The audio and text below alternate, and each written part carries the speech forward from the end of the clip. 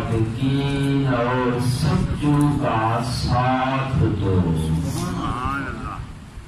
سب سے پہلے لذیذ نقطہ یہاں پہ ہے کہ خالق خطاب کر رہا ہے مومنین سے۔ مومنین کی کتنی بڑی عظمت ہے، وہ خالق لا مقام، اس کا خطاب ہے، اس کا میسج ہے، وہ خطاب کر رہا ہے یا ایھا الذین آمنو، اے ایمان والو تقوی اختیار کرو اور سچوں کے ساتھ ہو جاؤ۔ اب یہاں پہ جو حکم ہوا ہے قولوا مع الصادقین، تم سچوں کے ساتھ ہو جاؤ۔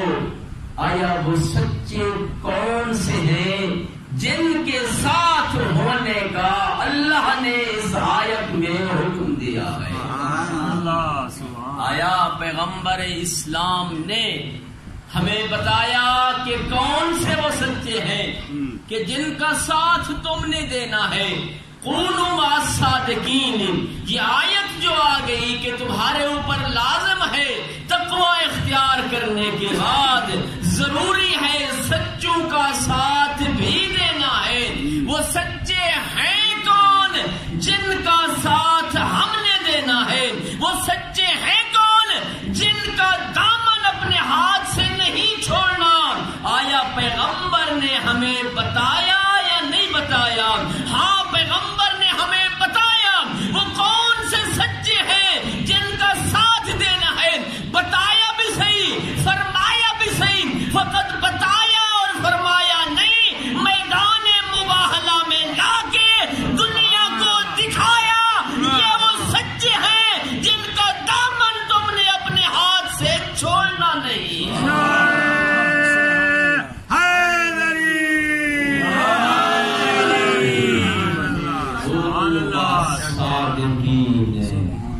سچوں کے ساتھ ہو جاؤ۔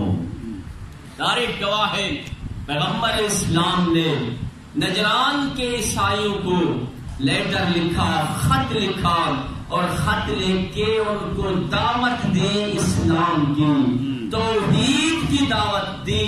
قولوا لا الہ الا اللہ، فرمایا کہو اللہ کے علاوہ کوئی اور معبود نہیں ہے، معبود فقط ایک اللہ ہے۔ لعلکم تفلحون، تاکہ تم کامیاب ہو جاؤ۔ جب تم موحد بن جاؤ گے، جب تم توحید کا اعلان کر دو گے، جب تم تثلیث کو چھوڑ دو گے تو پھر تمہاری کامیابی ہے۔ جب انہیں خط ملا، خط ملنے کے بعد انہوں نے اپنا ایک وفد تیار کیا، تاریخ میں درج ہے وہ وفد آیا پیغمبر کی دربار میں، اور آیا اسی لیے کہ پیغمبر کے ساتھ کچھ مذاکرات کریں۔ جب پہنچے پیغمبر اسلام صلی اللہ علیہ وآلہ وسلم مسجد نبوی میں موجود ہیں اپنا صحابہ کرام کے ساتھ، جیسے آئے آ کر انہوں نے پیغمبر کو سلام کیا، پیغمبر نے ان کے سلام کا جواب نہیں دیا۔ پھر انہوں نے کلام کیا، پیغمبر نے ان کے کلام کا جواب نہ دیا، بلکہ پیغمبر نے اپنا رخ مبارک دوسری طرف پھیر لیا۔ اب یہ پریشان ہے کہ ہمیں بلایا ہے، اسلام کی ہمیں دی ہے دعوت، توحید کی ہمیں دی ہے دعوت، اب ہم آئے ہیں ان سے گفتگو کرنے، اب ہم آئے ہیں ان سے کچھ باتیں کرنے۔ ہم سلام کرتے ہیں تو سلام کا جواب نہیں دیتے، اگر ہم کلام کرتے ہیں تو ہمارے کلام کا جواب نہیں ملتا، ہم ان کی طرف جاتے ہیں تو رخ دوسری طرف موڑ لیتے ہیں۔ وجہ کیا ہے؟ جو شخص اس وقت جتنے حضرات نبی کی محفل میں بیٹھے تھے ان سے انہوں نے عرض کی راز کیا ہے، مسر فی ہے، وجہ کیا ہے، سبب کیا ہے، علت کیا ہے؟ ہمیں بلوایا خود ہے، دعوت بھی خود دی ہے، ہم نے ان کی دعوت پہ لبیک کہا ہے، ہم آئے ہیں ان سے گفتگو کرنے، اب سلام کرتے ہیں جواب نہیں ملتا، کلام کرتے ہیں گفتگو کا جواب نہیں ملتا۔ وجہ کیا ہے اس کی؟ سب نے دیکھ کر کہا اس کی وجہ ہم نہیں جانتے۔ جو کہا پھر کون جانتا ہے؟ سب نے مل کر یہی کہا اس کی وجہ وہی بتا سکتا ہے جس کا مزاج نبی کے ساتھ ملتا ہو۔ جیسا ہوگا، جس کا گفتگو نبی کی گفتگو جیسی ہوگی، وہ ان کے مزاج کو جو زیادہ سمجھتا ہوگا وہی یہ وجہ بتا سکتا ہے۔ اس وقت یہ دیکھ کر کہتے ہیں وہ بتاؤ یہ بھی تم نے بتانا ہے کہ تم میں سے کون ہے وہ ہستی جو نبی کے مزاج کو سب سے زیادہ بہتر جانتی ہے۔ اب تاریخ گواہ ہے ان لوگوں نے انہیں لیا اور آئے در رہرا پہ تک الباب کیا، امیر المومنین باہر آئے اور دیکھ کر کہتے ہیں یہ وہ ہستی ہے جس کے بارے میں پیغمبر نے فرمایا یا علی جسم کا جسمی، روح کا روحی، دم کا دمی، لحم کا لحمی، یہ وہ ہستی ہے جو پیغمبر کے مزاج سے سب سے زیادہ واقف ہے، جس کے لیے پیغمبر فرماتے ہیں اے علی جسم کا جسمی، تیرا جسم میرا جسم ہے، روح کا روحی، اے علی تیری روح میری روح ہے، اے علی دموں کا دمی، تیرا خون میرا خون ہے، لحموں کا لحمی، تیرا گوشت میرا گوشت ہے، یا علی انت منی وانا منکا، یا علی تو مجھ سے ہے اور میں تجھ سے ہوں۔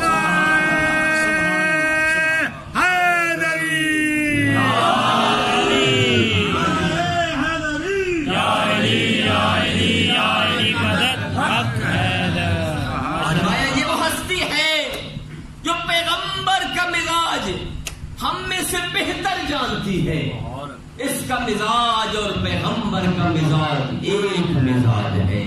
یہی وجہ فرمایا تھا انا و علی من نور واحد، میں اور علی ایک نور سے ہیں، ہم میں فرق اتنا ہے میرے سر پہ تاج رسالت ہے، علی کے سر پہ تاج امامت ہے۔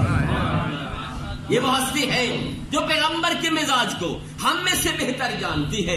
یہ بتا سکتے ہیں کہ پیغمبر نے گفتگو کیوں نہیں کی، پیغمبر نے آپ کے سلام کا جواب کیوں نہیں دیا۔ آپ بولتے ہیں پیغمبر چہرہ مبارک دوسری طرف کر لیتے ہیں، جبکہ وہ پیغمبر ہے جو اخلاق حسنہ کا مالک ہے، جو خلق عظیم کا مالک ہے۔ جواب ملا امیر المومنین نے انہیں دیکھا اور دیکھ کر فرماتے ہیں کہ تم نے سونے کے کنگن پہن رکھے ہیں۔ جب یہ آئے تھے انہوں نے سونے کے کنگن پہنے ہوئے تھے اور ریشمی لباس پہنے ہوئے تھے۔ امام نے دیکھ کر فرمایا کہ تم نے سونے کے کنگن پہنے ہوئے ہیں اور ریشمی لباس پہنا ہوا ہے۔ اسلام کے اندر سونا مرد پر حرام ہے، اسلام کے اندر مرد سونا نہیں پہن سکتا، حتیٰ کہ اسلام کے اندر موجود ہے کہ سونے کی انگوٹھی پہن کر نماز پڑھے تو نماز باطل ہے، ریشمی لباس میں نماز پڑھے تو نماز باطل ہے۔ لہذا اگر تم میرے پیغمبر سے گفتگو کرنا چاہتے ہو، اگر تم چاہتے ہو میرے مصطفیٰ سے گفتگو کرو، ان سے کلام کرو، تو پہلے سونے کے کنگن اتارو، جاؤ لباس بدلو، غسل کرو، پھر دربار پیغمبر میں جاؤ۔ تاریخ نے لکھا یہ شخص آئے، انہوں نے سونے کے کنگن اتارے اور ریشمی لباس اتارا، دوسرا لباس پہنا، غسل کیا۔ غسل کرنے کے بعد جیسے ہی نبی کی محفل میں گئے، نبی نے بڑھ کر ان کا استقبال بھی کیا اور ان کے سلام سے پہلے پیغمبر نے بڑھ کر ان کو سلام بھی کیا۔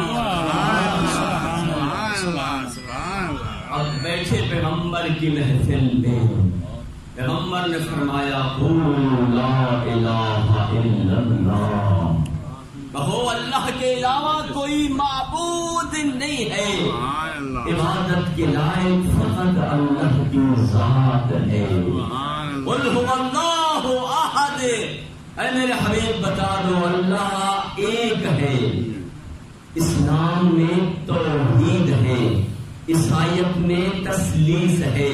توحید یعنی واحد خدا، دو خدا نہیں ہے، وہ ذات میں بھی ایک ہے، صفات میں بھی ایک ہے، افعال میں بھی ایک ہے، لیس کمثلہ شیء، وہ عبادت میں بھی ایک ہے، نہ اس کا صفات میں کوئی شریک، نہ اس کا ذات میں کوئی شریک، نہ اس کا افعال میں کوئی شریک، نہ اس کا عبادت میں کوئی شریک ہے۔ قل هو اللہ احد۔ اور عیسائیت کے اندر کیا ہے؟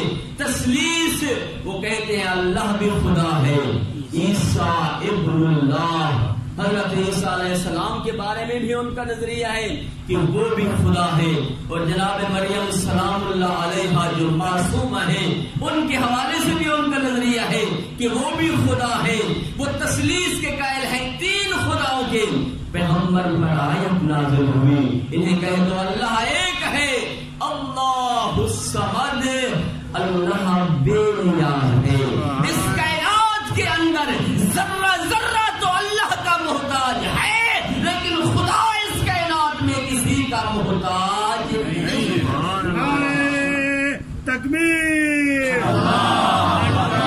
نعرہ رسالت، نعرہ حیدری، خدا واحد ہے، لا شریک اللہ، اس کا کوئی شریک نہیں ہے، وہ بے نیاز ہے، کسی کا محتاج نہیں ہے، جو کچھ کرتا ہے اپنے ارادے سے کرتا ہے، کسی سے مشورہ نہیں لیتا۔ لم یلد ولم یولد، نہ اس کا باپ ہے نہ اس کا کوئی بیٹا ہے۔ تمہارا جو نظریہ ہے کہ عیسیٰ ابن اللہ، عیسیٰ اللہ کا خدا بیٹا ہے، نہیں، عیسیٰ اللہ کا بیٹا نہیں ہے، نہ اللہ کا کوئی بیٹا ہے نہ کوئی باپ ہے۔ وَلَمْ يَكُنْ لَهُ شَرِيكٌ فِي الْمُلْكِ، اس ملک کے اندر اس کا کوئی شریک نہیں ہے، یہ ملک بھی اسی کا ہے اور ملک بھی اسی کا ہے، ملکیت بھی اسی کی ہے، جو کچھ کرتا ہے اپنے ارادے سے کرتا ہے، جو کچھ کرنا چاہے اسے کوئی روک نہیں سکتا۔ انہوں نے کہا ایسا ہو ہی نہیں سکتا کہ حضرت عیسیٰ علیہ السلام اس دنیا میں آئے ہیں اور ان کا کوئی باپ نہیں ہے۔ پیغمبر کو دلیل دینے لگے کہ اس کائنات کے اندر کوئی بچہ بغیر باپ کے آ ہی نہیں سکتا، یا تو پھر عیسیٰ کو خدا مان لو، اس کائنات میں آئے ہیں فقط ان کی ماں موجود ہے، یا تو کہو کہ عیسیٰ خدا ہے۔ اگر عیسیٰ کو خدا نہیں مانتے تو ابن اللہ مانو، اللہ کا بیٹا تو ضرور ہے، کیونکہ عیسیٰ کا کوئی ظاہری باپ نہیں ہے۔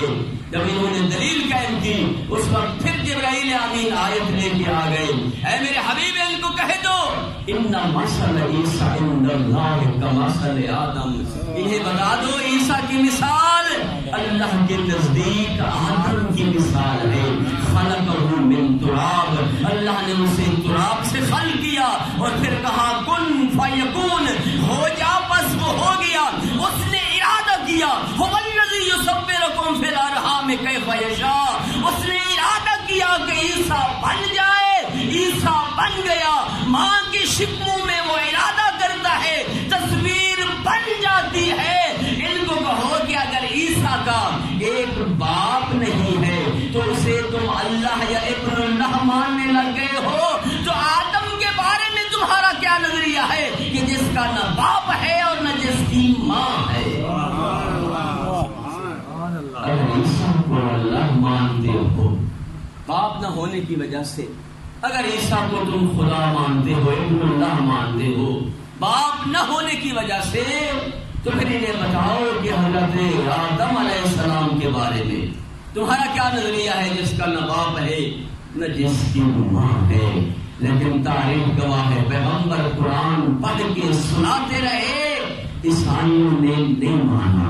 جب نہیں مانا تو سورہ آل عمران کی آیت نمبر 61 لے کر جناب حضرت جبرائیل علیہ السلام نازل ہوئے، دیکھ کر فرمایا فمن حاجک فیہ من بعد ما جاءک من العلم، اے میرے حبیب تو نے ان کو قرآن پڑھ پڑھ کے سنایا، تو نے ان کو آیتیں پڑھ پڑھ کے سنائی، علم آ گیا، علم لینے کے بعد بھی جو تم سے احتجاج کر رہا ہے، فَقُلْ تَعَالُوا نَدْعُ أَبْنَاءَنَا وَأَبْنَاءَكُمْ وَنِسَاءَنَا وَنِسَاءَكُمْ وَأَنفُسَنَا وَأَنفُسَكُمْ ثُمَّ نَبْتَهِلْ فَنَجْعَلْ لَعْنَةَ اللَّهِ عَلَى الْكَاذِبِينَ۔ اے میرے حبیب، علم آنے کے بعد بھی جو نہیں مانتا، قرآن سننے کے بعد بھی جو نہیں مانتا، اسے کہو کہ کل تم وہ اپنے بیٹے لے آئے، تم اپنے بیٹے لے آؤ، وہ اپنی عورتیں لے آئے، تم اپنی عورتیں لے آؤ، وَأَنفُسَنَا وَأَنفُسَكُمْ، وہ اپنے جیسے لے آئے، تم اپنے جیسے ایسا لے جاؤ. پھر کرنا کیا ہے؟ ثم نبتہل، پھر کرنا ہے مباہلہ. فنجعل لعنت اللہ علی الکاذبین، مباہلہ میں جھوٹوں پر اللہ کی لعنت کرنی ہے.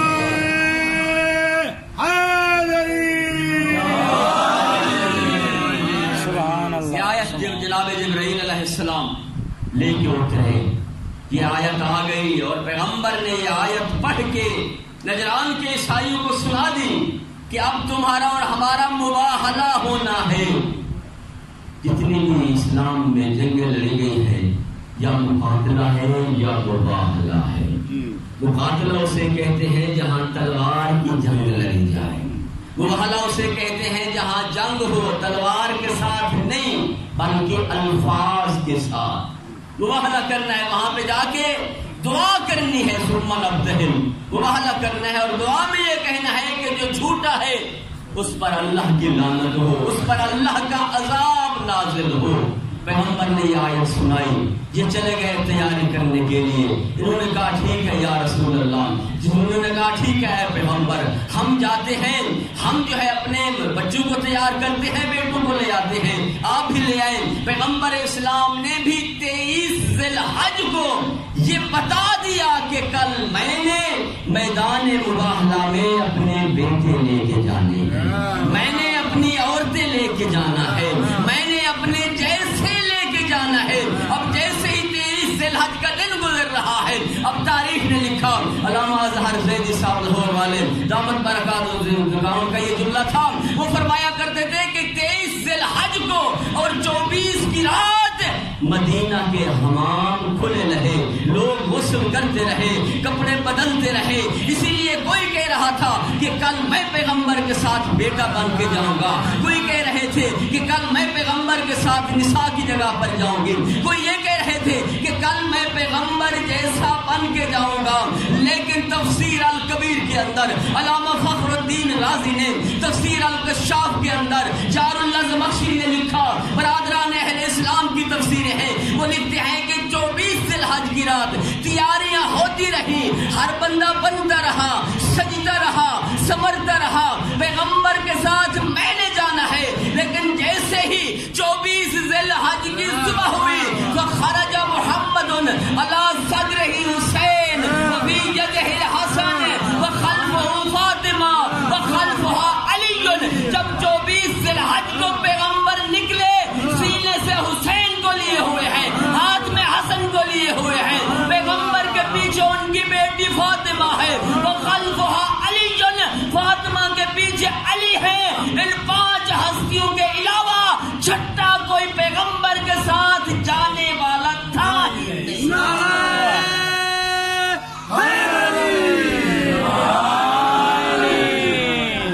جب یہ 5 ہستیاں گئیں، ذرا دیکھیں کیوں آخر کار ان 5 میں انحصار ہے. یہ 5 ہستیاں جا رہی ہیں. یا رسول اللہ، مدینہ بھرا ہوا ہے، مدینہ کے لوگ موجود ہیں، انصار موجود ہیں، مہاجرین موجود ہیں، آپ کے اصحاب رضی اللہ تعالی عنہم موجود ہیں، آپ لے جائیں. لیکن ان 5 کا انتخاب فقط آپ نے کیا ہے. کوئی چھٹا جو ہے ان 4 کا انتخاب کیا. یہ 5 ہستیاں جانے والی ہیں، چھٹا کوئی ان کے ساتھ ہے ہی نہیں. کیوں؟ آواز آئے گی، اسی لیے ذرا قرآن کی آیت پڑھو، بات سمجھ آئے گی. ثم نبتہل، وہاں پہ جا کے کرنا ہے مباہلہ. فنجعل لعنت اللہ علی الکاذبین، مباہلہ میں جھوٹوں پر کرنی ہے لعنت. جب میں نے نگاہ نبوت سے لے کر دیکھا کہ ولادت سے لے کر شہادت تک وہ جن کی زندگی میں جھوٹ آیا نہ ہو، ان 4 کے علاوہ مجھے کوئی ملا ہی نہیں ہے جسے میں ساتھ لے کے جاؤں.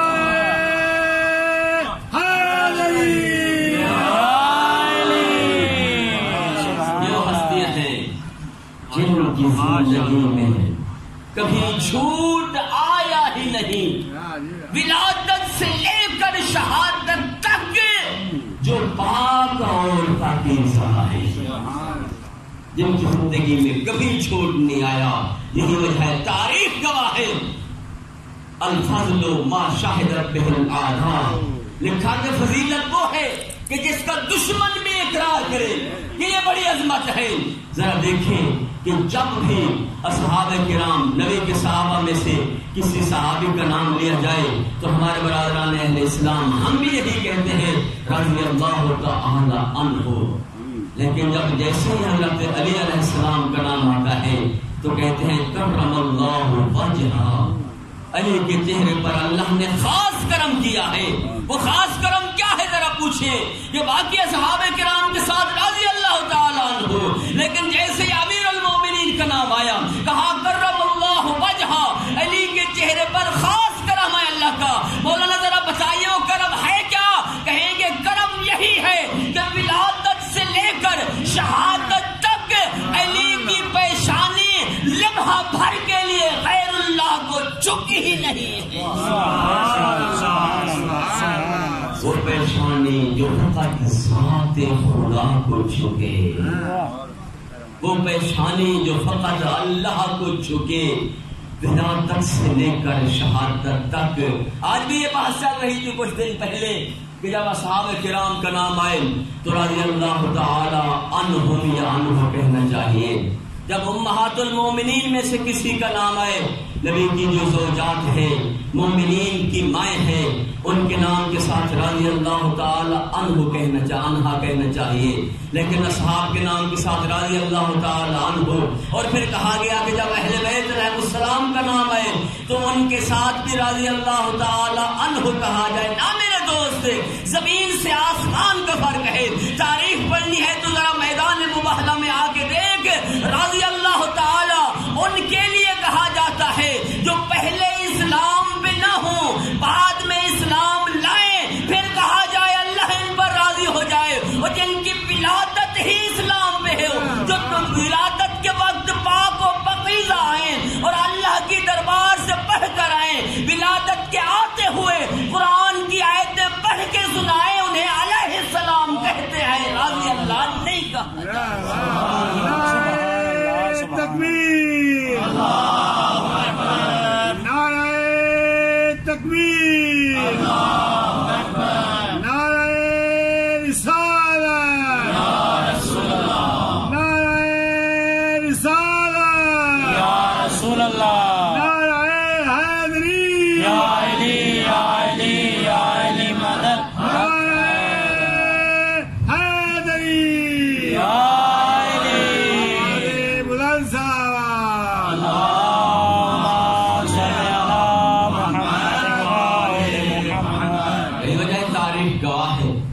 ولادت کے وقت جو پاک و پاکیزہ، وقت ولادت اس دنیا میں آئے تو پاک و پاکیزہ. ذرا تاریخیں اٹھائیں. امام حسین علیہ السلام کی ولادت ہوئی، پیغمبر اسلام گھر میں تشریف لائے اور دیکھ کر فرمایا اے صفیہ حسین کو لائیے مجھے دے دیجیے. جناب صفیہ دیکھ کر فرماتی ہیں یا رسول اللہ ابھی تک ہم نے بچے کو غسل ولادت نہیں دیا. ہم بچے کو غسل ولادت دے دیں پھر میں لے کے آتی ہوں. تاریخ گواہ ہے جیسے پیغمبر نے سنا جناب صفیہ کا یہ جملہ کہہ رہی ہیں کہ ابھی تک ہم نے بچے کو غسل ولادت نہیں دیا. یا رسول اللہ غسل ولادت دے دو پھر میں حسین کو لاتی ہوں. پیغمبر کی پیشانی کے تیور بدلے اور دیکھ کر فرمایا اے صفیہ جسے خدا پاک و پاکیزہ، جو طاہر من اللہ ہو، جو طاہر عطر ہو، پاک و پاکیزہ ہو، اللہ اسے پاک و پاکیزہ بنا کے بھیجے، اس کو تیرے غسلوں کی ضرورت نہیں ہے. یہ وہ ہستیاں ہیں جو آئی ہیں تو پاک اور پاکیزہ ہو کے آئی. یہ وہ ہستیاں ہیں جو وقت ولادت آئی ہیں تو اللہ کی دربار سے اس طرح پڑھ کے آئی ہیں کہ جب پیغمبر نے فرمایا امیر المومنین کو ہاتھوں پہ اٹھایا 3 دن کا علی ہے، پیغمبر نے ہاتھ پہ لیا ہوا ہے اور دیکھ کر فرماتے ہیں یا علی اقرا، یا علی جی چاہتا ہے کچھ پڑھو. امیر المومنین مسکرائے اور مسکرا کے فرمایا 3 دن کا سن ہے امیر المومنین کا. دیکھ کر فرماتے ہیں یا رسول اللہ اقرا التوراۃ او الانجیل او الزبور او القرآن. یا رسول اللہ حکم کرے علی تورات کی تلاوت کرے، زبور کی تلاوت کرے، انجیل کی تلاوت کرے یا قرآن کی تلاوت کرے، پیغمبر نے دیکھ کر فرمایا یا علی اقرا ما تشاء، یا علی جو تیرا جی چاہے ذرا پڑھ کے سنا۔ امیر المومنین نے پڑھا قد افلح المؤمنون، امیر المومنین نے مسکرا کے پڑھا قد افلح المؤمنون الذین هم فی صلاتهم خاشعون، کامیاب ہو گئے مومن جو اپنی نماز میں خشوع و خضوع کے ساتھ رہتے ہیں۔ میں کہتا ہوں مولا آپ نے سچ کہا ہے کہ مومن کامیاب ہو ہی گئے ہیں، آپ جو امیر المومنین اس دنیا میں تشریف لا چکے ہیں۔ سبحان اللہ سبحان اللہ۔ علیہ السلام وہ ہستیاں ہیں جو اس دنیا میں علم دیتے ہوئے تو نظر آئے ہیں، علم لیتے ہوئے نظر نہیں آئے۔ تاریخ گواہ ہے۔ اور مباہلہ اسی پہ ہوا، پیغمبر نے ان 4 کا انتخاب کیا اور 5 ہستیاں چلی میدان مباہلہ میں۔ یہاں پہ میں جملہ کہتا ہوں، دیکھیں 2 گھر، ویسے تو مدینے میں بڑے گھر تھے، بہت زیادہ گھر تھے، لیکن سب سے بڑے گھر 2 تھے۔ ایک گھر تھا سب سے بڑا نبی کا اور دوسرا گھر تھا حضرت علی کا۔ ایک نبی کا گھر ہے اور دوسرا علی کا گھر ہے۔ نبی کے گھر کے اندر کون موجود ہے؟ ازواج النبی امہات المومنین، نبی کی بیویاں جو مومنین کی مائیں ہیں وہ موجود ہیں۔ اور علی کے گھر میں کون ہے؟ ایک حضرت علی علیہ السلام ہے، دوسری سیدہ فاطمہ ہے، تیسرے امام حسن علیہ السلام، چوتھے امام حسین علیہ السلام۔ اب 2 بڑے گھر تھے، باقی گھروں کو چھوڑ دے، 2 بڑے گھر، ایک نبی کا اپنا گھر، دوسرا علی کا گھر۔ جب رسول خدا نے انتخاب کیا مباہلہ میں لے جانے کے لیے تو پیغمبر کو اپنے گھر سے کوئی ایک ایسا نہیں ملا جسے ساتھ لے جائے، اور نبی کے گھر سے کوئی ایک ایسا نہیں ملا جسے گھر میں چھوڑ جائے۔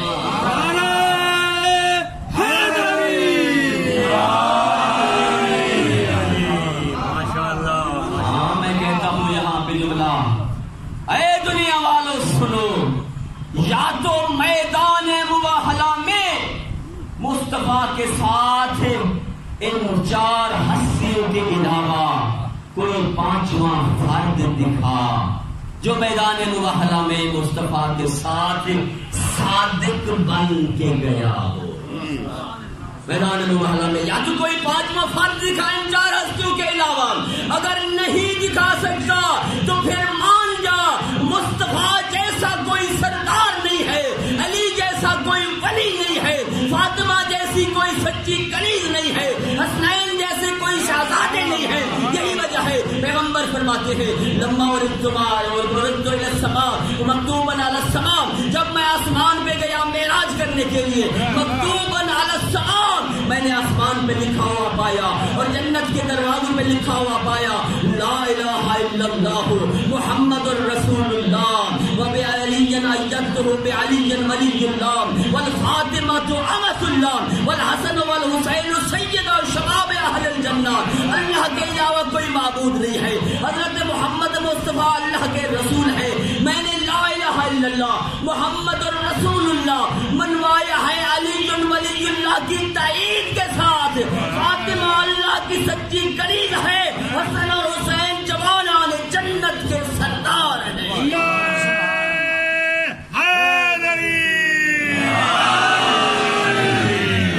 سبحان اللہ۔ یہ ہستیاں تھیں جو قوم صادقین کی تفسیر ہے۔ یہاں پہ سوال پیدا ہوتا ہے، اگر اکیلے رسول اللہ صلی اللہ علیہ وآلہ چلے جاتے ہیں اللہ کے رسول اور میدان مباہلہ میں جا کر وہاں دعا کر دیتے عیسائیوں کے خلاف، تو آپ کا کیا عقیدہ ہے؟ کیا اللہ کے نبی کی دعا کو خدا رد کرتا؟ نہیں، کبھی رد نہیں ہو سکتی تھی۔ اگر اکیلے پیغمبر بھی مباہلہ میں چلے جاتے اور جا کر وہاں پہ عیسائیوں کے خلاف دعا کر دیتے اور دعا کرتے اس پیغمبر کی دعا قبول ہو جاتی، لیکن یہ ہوتا بعد میں آج تک مسلمان یہ کہتے صادق صادق فقط پیغمبر تھے. جو بھی پیغمبر کے مقابلے میں آئے وہ غالب ہے، وہ لعنت کا حقدار ہے، کیونکہ صادق فقط پیغمبر ہے. میدان مباہلہ میں جانے والے فقط اکیلے رسول تھے. جو بھی رسول کے مقابلے میں آئے گا وہ جھوٹا بھی ہوگا، وہ لعنت کا حقدار بھی ہوگا.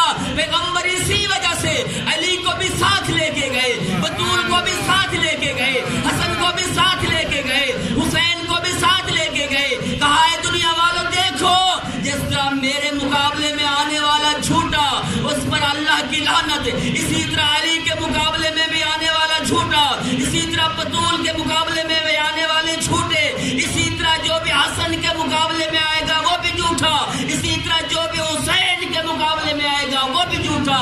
اتنا جھوٹا ہے دنیا بھلے چپ رہے، اللہ کی لعنت اس پر برستی رہتی ہے.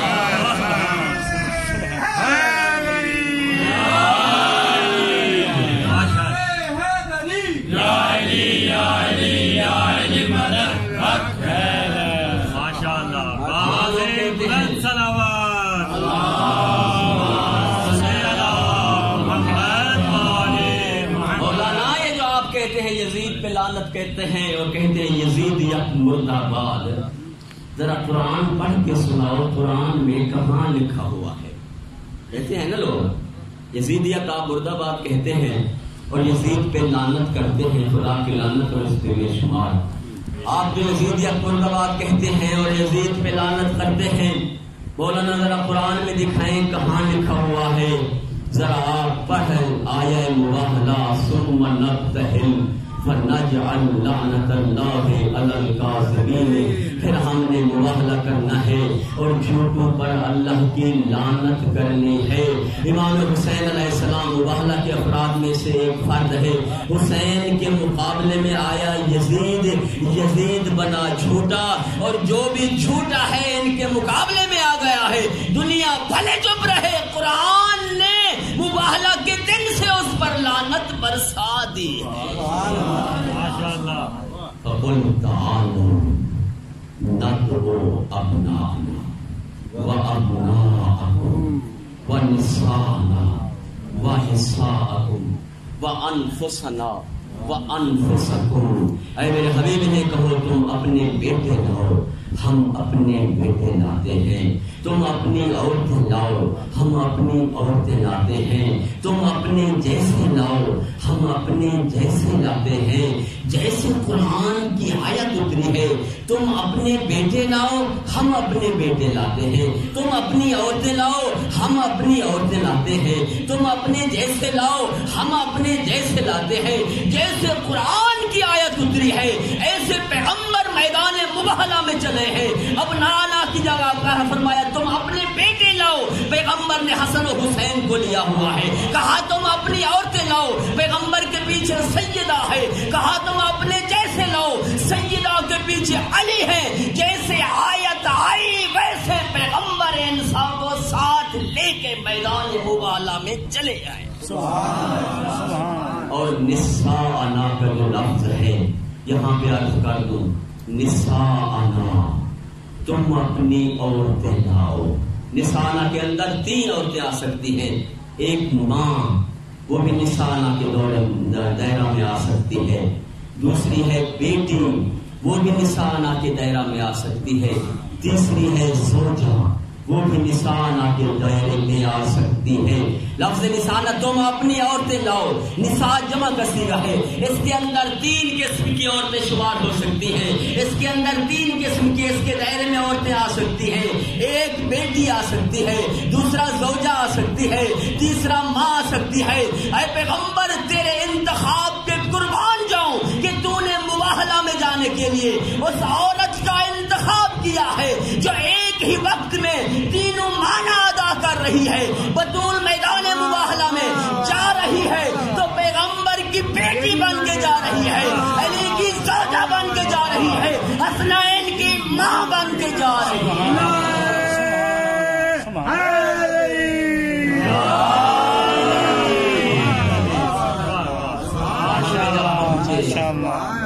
اور عیسائیوں نے دیکھا اس وقت انہوں نے مباہلہ نہ کیا.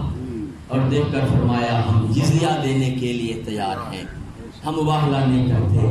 اسلام کو فتح نصیب ہوئی، کس کے خلاف؟ عیسائیت کے خلاف۔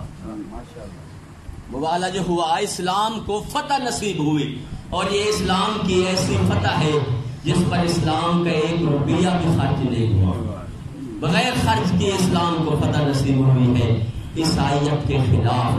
جب اسلام کو فتح نصیب ہوئی ہے عیسائیت کے خلاف، تو عید مباہلہ فقط امام بارگاہ والے نہیں بلکہ ہر مسجد والے کو منانی چاہیے۔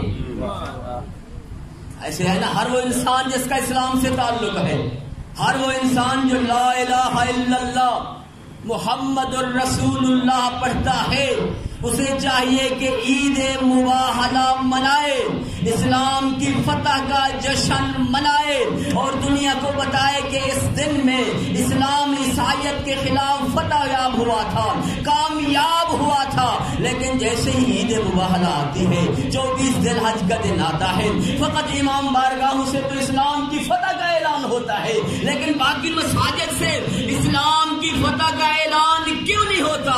مسر رفیع ہے، اس کے اندر راز کیا ہے؟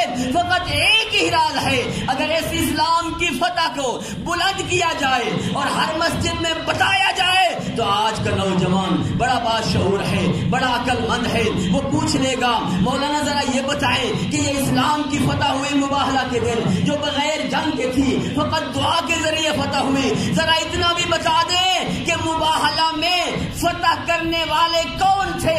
وہ کون تھے جو میدان مباہلہ میں آئے تھے؟ بتانا پڑے گا کہ میدان مباہلہ میں ایک مصطفیٰ تھا، ایک مرتضیٰ تھا، ایک سیدہ تھی، ایک حسن اور حسین تھے، ان کے علاوہ کوئی اور نہ تھا۔ تو پھر سوال ہوگا فقط یہ 5 کیوں اور کیوں نہیں آئے؟ اسی وجہ سے اسلام کی فتح کو بلند کیا جائے، اور مباہلہ کونوا مع الصادقین کی تفسیر ہے، اور سچوں کی حدیث ہے، آپ سچوں کے ماننے والے ہیں۔ قال رسول اللہ صلی اللہ علیہ وآلہ وسلم، آپ سچوں کو ماننے والے ہیں اور ان کا تذکرہ سنتے ہیں، ان کا ذکر سنتے ہیں آپ، اور جو سچوں کو ماننے والا ہے اس کی زندگی میں جھوٹ وہ بھی نہیں بولتا۔ تاریخ گواہ پیغمبر نے فرمایا اِنَّ فِي الْجَنَّةِ لَشَجَرَةً، جنت کے اندر ایک درخت ہے، ایک ایسا درخت ہے علیہا ثمار کثیر، جس کے اوپر بہت زیادہ ثمرے لگے ہوئے ہیں، جس کا ثمرہ، جس کا پھل جو ہے اتنا الیل من الزبد، مکھن سے زیادہ نرم ہے، ابیض من اللبن، دودھ سے زیادہ سفید ہے، اکبر من الاسمر من الرمان، وہ ایسا پھل ہے جو انار سے چھوٹا ہے، اکبر من التفاح، اور سیب سے بڑا ہے، احلی من العسل، شہد سے زیادہ میٹھا ہے۔ پیغمبر نے فرمایا جنت میں ایک درخت ہے، جس درخت کا ایک میوہ ہے، اس کے میوے کی یہ 5 خصوصیات ہیں، اس کا میوہ انار سے چھوٹا، سیب سے بڑا، شہد سے میٹھا، مکھن سے زیادہ نرم، دودھ سے زیادہ سفید۔ فقام بلال رضی اللہ تعالی عنہ، حضرت بلال علیہ السلام کھڑے ہوئے، وسالا، اور انہوں نے سوال کیا یا رسول اللہ من یاکلھا، ذرا یہ بھی ارشاد فرما دیں، یہ جو آپ نے فرمایا جنت میں ایک درخت ہے جس کے پھل کی 5 صفات ہیں، یہ بھی بتا دیں من یاکلھا، اس پھل کو کھائے گا کون؟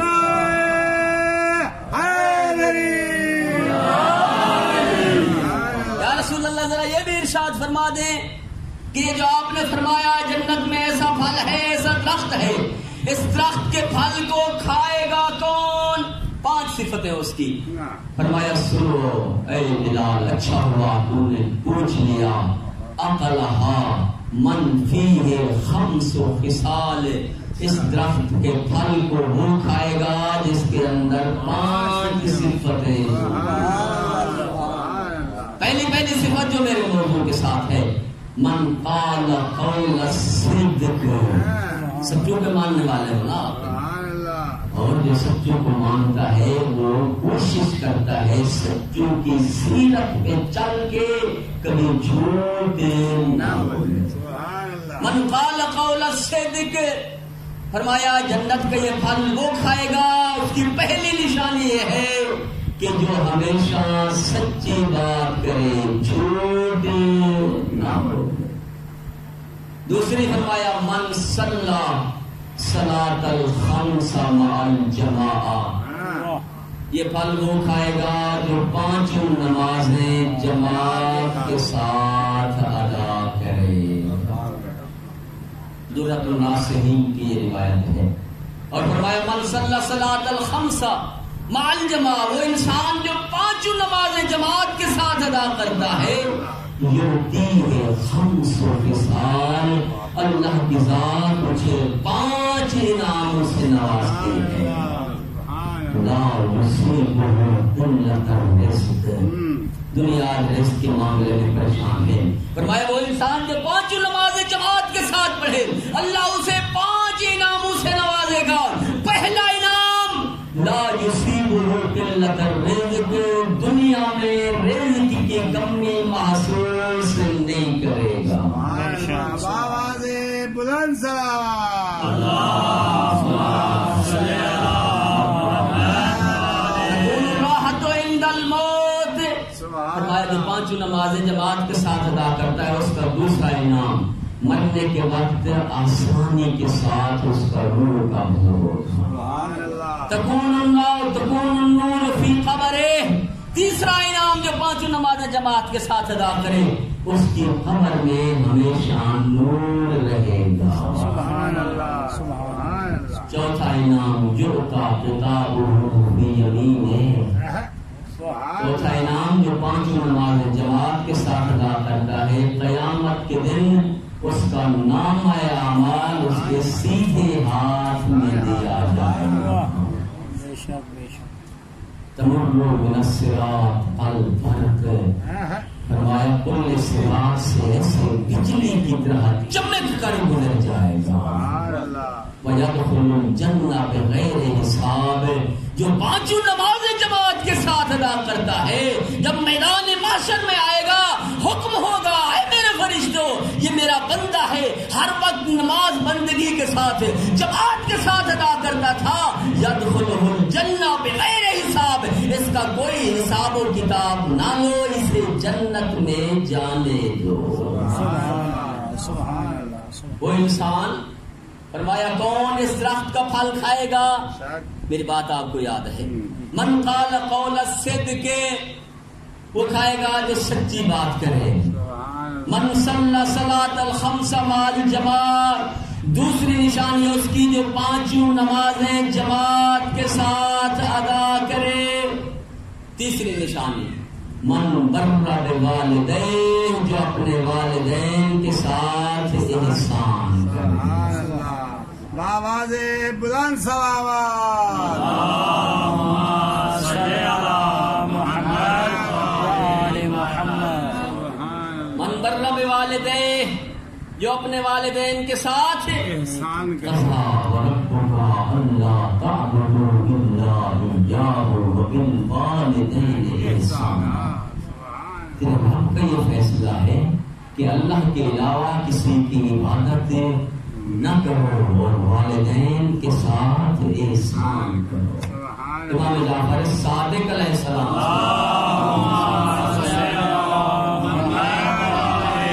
جب اس کی تفسیر پوچھی گئی مولا اس سے کیا مراد ہے، اپنے والدین کے ساتھ احسان کرو، احسان سے کیا مطلب ہے؟ مولا دیکھ کر فرماتے ہیں احسان کا معنی یہ ہے اعطاء کل شیء، ہر شے والدین کو دے دینا، ان کے مانگنے سے پہلے یہ احسان کہلاتا ہے۔ سبحان اللہ۔ تم نے دیکھا والدین کو کسی شے کی ضرورت ہے، ضرورت محسوس کی، ان کے مانگنے سے پہلے ان کو عطا کر دیا، یہ ہے احسان۔ اگر انہوں نے مانگ لیا، مانگنے کے بعد تم دے رہے ہو تو پھر کوئی احسان نہیں۔ الرابع، چوتھا وہ انسان جو یہ پھل کھائے گا وہ انسان من انفق مالہ فی سبیل اللہ، سبحان اللہ، اس درخت کا میوہ وہ کھائے گا جو اپنا مال راہ خدا میں خرچ کرتا رہا ہو۔ سبحان اللہ، پانچواں، وہ انسان اس درخت کا میوہ کھائے گا، رسول خدا فرماتے ہیں من احب علی سبحان اللہ، یہ درخت جس کی میں نے پہلے تعریف کی ہے، جس کا میوہ اتنا لذیذ اور مزیدار ہے، پانچواں وہ ہے جو اس درخت کا میوہ کھائے گا۔ فرمایا من احب علی، جو میرے بھائی علی سے محبت کرتا ہوگا، جو محب علی ہے، اسے اللہ کی ذات اس درخت کا میوہ نصیب کرے گا۔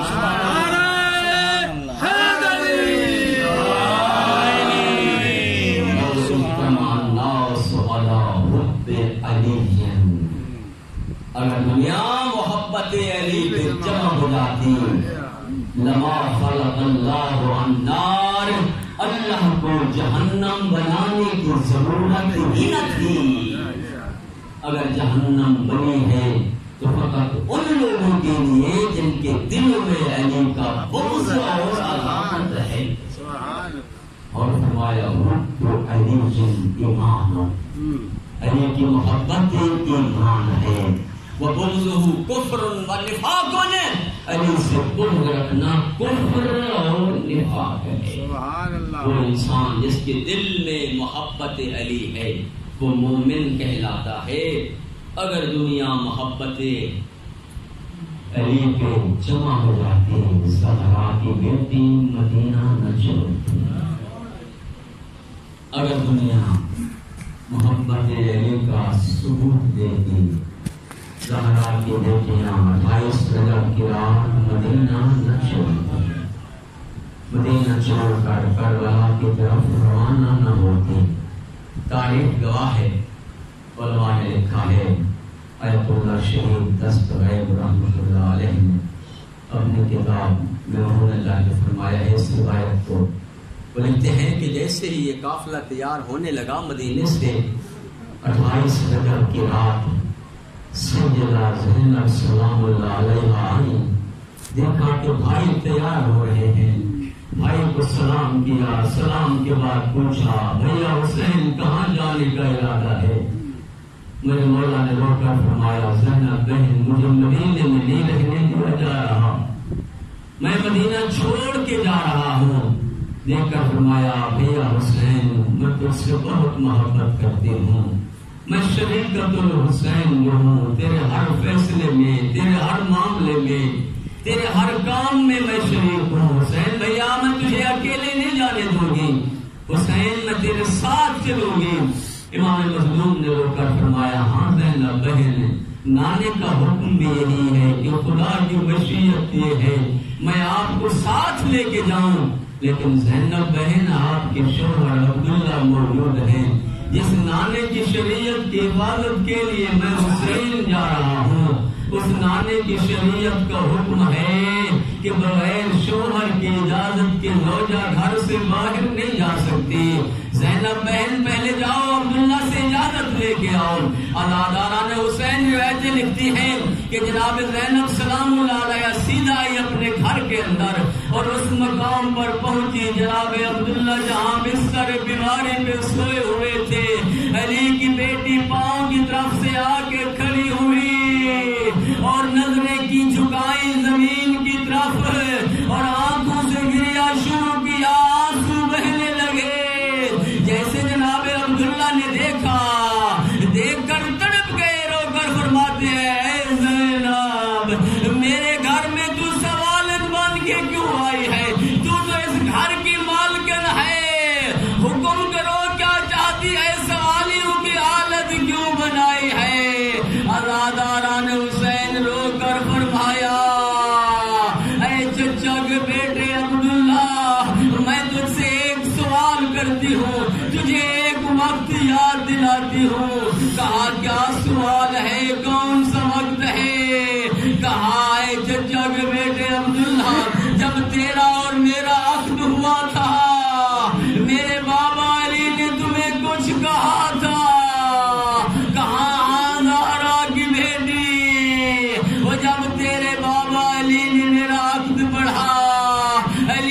میرا ہاتھ تھاما سیرا پڑھنے سے پہلے مجھے اکیلے لے گئے فبکا علیہ بکان شدیدہ، علی نے سخت گریہ کیا اور رو کر فرمایا عبداللہ میں علی زینب کا عقد تیرے ساتھ کر رہا ہوں، میری کوئی شرط نہیں ہے سوائے اس کے عبداللہ جب حسین مدینہ چھوڑے زینب کو اجازت دے دینا، زینب کو نہ روکنا۔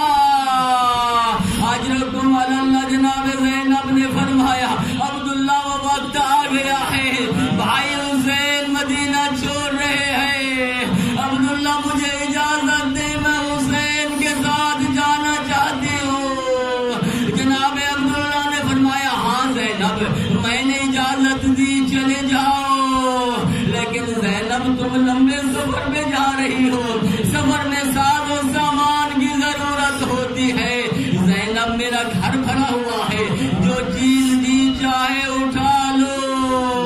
ازاداران حسین اب روایت کہتی ہے علی کی بیٹی خیمے کے اندر گئی، جا کے پے کا صندوق کھولا، چادر تطہیر اٹھائی، سر پہ رکھی عبداللہ کے سامنے گزری، رو کے کہا عبداللہ گواہ رہنا، اور زینب نے تیرے بڑے گھر سے ایک چادر اٹھائی ہے، عبداللہ دعا کرنا شام غریبا، یہ چادر زینب کے سر پہ باقی رہے۔ اجرکم علی اللہ۔ ازاداران حسین اب روایت اتنی کہتی ہے جناب زینب نے چلنا شروع کیا، یا جاتی ہوئی زینب کو جناب عبداللہ نے ایک دفعہ بلایا، بلا کے کہا علی کی بیٹی واپس آؤ، جناب زینب واپس آئی، جناب عبداللہ نے کہا علی کی بیٹی یہ میرے بیٹے آؤ محمد ساتھ لیتے جاؤ، اور کربلا میں جب حسین پہ ہر ماں اپنے بیٹے قربان کرے، زینب ایک کو میری طرف سے قربان کرنا، ایک کو اپنی طرف سے قربان کرنا، شاید تیرا حسین بچ جائے۔ اجرکم علی اللہ۔ ازاداران حسین اب روایتیں کہتی ہیں شہزادی زینب سلام اللہ علیہ آئی، دونوں شہزادوں کو ساتھ لیے ہوئے ہیں، دیکھا کہ قافلہ تیار ہے، عبداللہ حلبی کی یہ روایت موجود ہے کتاب مقتل کی کتابوں کے اندر لکھا ہے جب یہ قافلہ تیار ہونے لگا، عبداللہ کہتا ہے میں بھی 28 رجب کو مدینے میں پہنچا ہوا تھا، میں نے سنا حسین مدینہ چھوڑ کے جا رہے ہیں، قافلہ تیار ہے جو مدینہ سے نکلنے والا ہے، کہتا ہے میں پہنچا، میں نے دیکھا سادات کی تیاری ہو رہی ہے، محمل بیٹھائے ہوئے ہیں، کہتا میں نے دیکھا کہ ایک محمل بیٹھایا گیا، یا ایک بی بی خیمے سے باہر آئی، ایک جوان آگے بڑھا، سلام کیا، سلام کے بعد اس جوان نے اپنے دونوں گھٹنے زمین پہ ٹیکے، اس بیوی نے گھٹنے پہ قدم رکھا، محمل پہ سوار ہوئی، میں نے پوچھا کون تھی سوار ہونے والی اور سوار کرنے والے کون تھے، مجھے جواب ملا سوار ہونے والی لیلا تھی، سوار کرنے والا اکبر تھا۔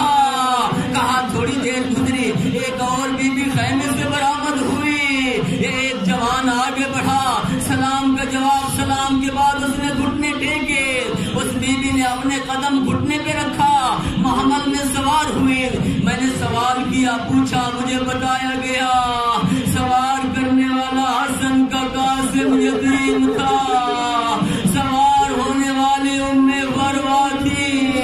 کہا تھوڑی دیر گزری، میں نے دیکھا ایک اور بیوی برآمد ہوئی، ایک جوان آگے بڑھا، اس نے گھٹنے ٹیکے، اس بیوی کو سوار کیا، جب میں نے پوچھا کون تھا، مجھے جواب ملا سوار ہونے والی ام کلثوم تھی، سوار کرنے والے عباس تھے، کہتا ہے ہر بیوی سوار ہوتی گئی۔ عبداللہ کہتے ہیں ایک وقت ایسا آیا کہ ایک بیوی خیمے سے باہر آئی، اس بیوی کو